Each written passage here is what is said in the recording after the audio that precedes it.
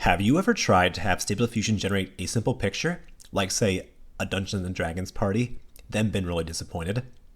After all, what is so difficult about showing a half princess, half ninja dragonkin, an underwater basket weaving goblin shaman, and a half wolf, half corgi in samurai battle armor standing on top of an Aztec pyramid in the jungle? I mean, I can picture it so clearly in my head. Why does Stable Diffusion keep getting it wrong? Why does it give me Cronenberg abominations, forget members, or even worse, depict the half princess, half ninja as a normal human instead of a dragonkin? While I can't help you generate that perfect picture, what we will do today is quantify exactly how much information Stable Diffusion can handle in a single prompt. User Phil Durr initially asked how to determine the length of an effective prompt and the point at which words in a prompt start to be ignored or misinterpreted. This is a great idea, but I had to ponder how I could test this in a way where I could share concrete findings with you. What I eventually settled on was that I would test the number of subjects that Stable Diffusion could handle at once, with and without details for those subjects.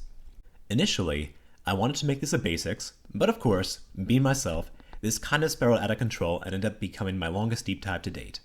Not that that's a bad thing, except maybe for my sleep schedule. On to the design of the experiment. I actually made a chart for this one because it's pretty complicated and it would be hard to understand if I just talked about it.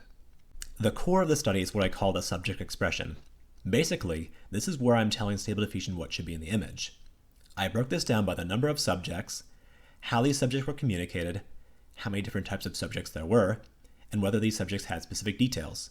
Altogether, there are 7 categories.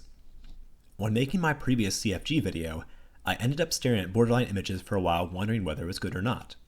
Since the desired outcome is knowing exactly how often Stable Diffusion can succeed under a particular level of image complexity for the prompt, the experiment was designed so that it would quickly know whether something was passing or failing. In each prompt, I specify a certain number and certain types of subjects, sometimes accompanied by a description. For me to consider an image passing, it must have the exact number of each subject specified. If it had any more or less of those subjects, it was considered a fail.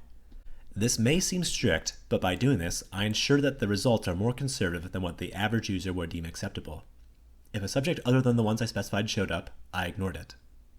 For those of you with knowledge of statistics, while pass-fail is easier to evaluate, it has lower power with regards to predicting results.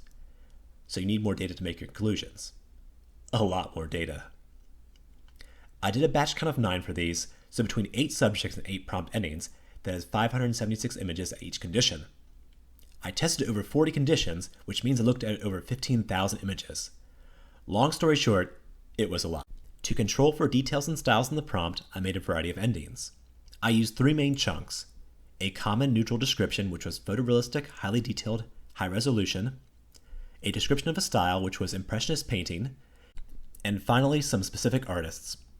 And, you guessed it, it's none other than your boys, Greg Rutkowski and Alphonse Mucha. I also made every combination of these endings and a blank ending for a grand total of 8 endings. Finally, I decided to screen some other variables to see if they make a difference. For these, I tested CFG, steps, and samplers. Before I try to quantify what level of complexity Stable Diffusion can handle, let's talk generally about each of the individual variables and what overall trends were found. To the surprise of absolutely no one, Stable Diffusion performs progressively worse and worse as you ask it to do more things. There are several ways this can manifest. When you ask for a specific number of things, you can end up getting more or fewer objects than you wanted. If you don't want a precise number of things, this isn't that bad, but Stable Diffusion evidently has a more relativistic concept of numbers than we humans do. More unfortunately, Stable Diffusion might also chop the images up into pieces to have a subject in each one of those pieces. For my study, I did not count this as a fail, even though it is something that would likely make you as the end user discard the image. For larger numbers of subjects, I noticed that they would become amalgamated or intertwined more often. Stable Diffusion also really struggled with larger objects like houses and cars. While the subject was nearly always present in the result, it was rare to get the correct number beyond 1 or 2. When descriptions were added, Stable Diffusion can start confusing the details between subjects. For example, if I asked for a brown dog and a black cat, I might end up with a black dog and a brown cat instead. The descriptions can also get blended together instead of implemented separately. As an example of this, I used blonde and red-haired a lot in my testing, and together they seem to generate a lot of people with strawberry blonde hair instead of individuals that were either blonde or redheaded. Descriptions also tended to pull everything in the image towards that description, not just the intended subject. This is especially noticeable with colors. The color may be strongest on the targeted subject, but the whole image tends to get at least a little bit of that color. As with other elements in the prompt, not all descriptors have equal impact.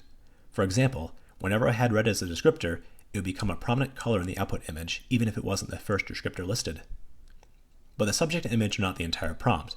Unless you want some generic ugly things, you also have to add descriptors at the end of the prompt to modify the image properties. Unfortunately, my results seem to indicate that any other words in the prompt other than the subject will decrease Stable Diffusion's ability to match the prompt precisely. Fortunately, neutral descriptions like highly detailed or high resolution have the least impact on this, so don't be afraid to use them if you think they'll enhance your output.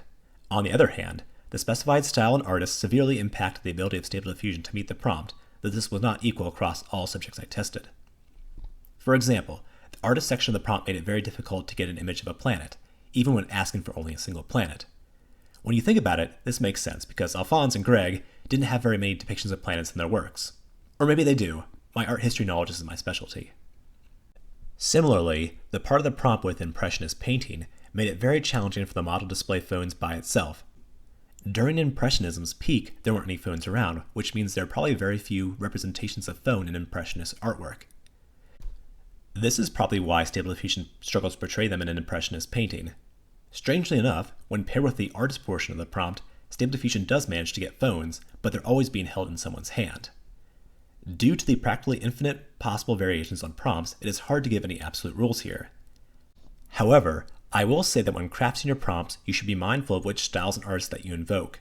If they would never or rarely use your subject matter, that will almost certainly make getting the output you want more difficult. And now, the moment you've all been waiting for. It's time to nerd out over some charts and graphs and really break down what Stable Diffusion can do in concrete terms. In this section, I'm mostly going to talk about the number of subjects and details that Stable Diffusion can handle. While I did talk about the influence of the rest of the prompt in the previous section, this study wasn't really designed to quantify that, so I'm not going to really go into it here. First, let's talk about how to interpret the set of charts I'm going to show you. On the x-axis, we have the number of subjects, and on the y-axis, we have the average percent passing for that particular condition. All of these charts are generated from the Euler A sampler at 30 steps and 15 CFG. There are three lines: maximum, minimum, and average. The maximum line is the prompt ending with the highest average pass across all the subjects. This is usually going to be the bare subject without any details added, though occasionally it is a neutral prompt. Think of this as the performance of Stable Diffusion under the best possible conditions. Basically, if you write the prompt in a way so that all the details are neutral or support what you want to show. The next line is the average line. This is the average of averages. This is the average passing rate for all subjects with all 8 prompt endings I tested. Think of this as the expected performance of Stable Diffusion. You write a prompt and maybe it has a detail or two that are incompatible with each other. The final line is the minimum line. This is the lowest passing rate for any single subject across the 8 prompt endings. Think of it as the model's capability when you've written a prompt that has multiple or serious incompatible concepts within it. So starting out, we have the number of subjects expressed as a direct number without any details. As an example, this is stuff like 1 cat or 3 planets. For this one, it starts strong at 1 subject, stays strong at 2 subjects, and then falls off sharply with 3 or 4 subjects. With more subjects, we see a gradual decline by 4. Most of the damage has already been done. Next, we have direct expression of the number of subjects, but with 2 types of subjects instead of just 1, like 1 dog and 1 cat, or 2 men and 2 women. As you would expect, the success rate falls off faster than with a single subject type. Just asking for 1 of each subject yields you a lower success rate than asking for 3 of a single type of subject. Asking for 3 total is okay, but after that, the success rate is in the dirt. Finally, we have direct expression of the number of subjects with 3 types of subjects, like 1 dog, 1 cat, and 1 man. And you guessed it, the success rate plummets even faster. Trying to get 3 different types of subjects has about the same success rate as asking for 5 of a single subject, and quite frankly, isn't great. The next way I expressed the number of subjects was indirectly by denoting each subject with an a or an. For example, I would say a man, or a dog and a cat.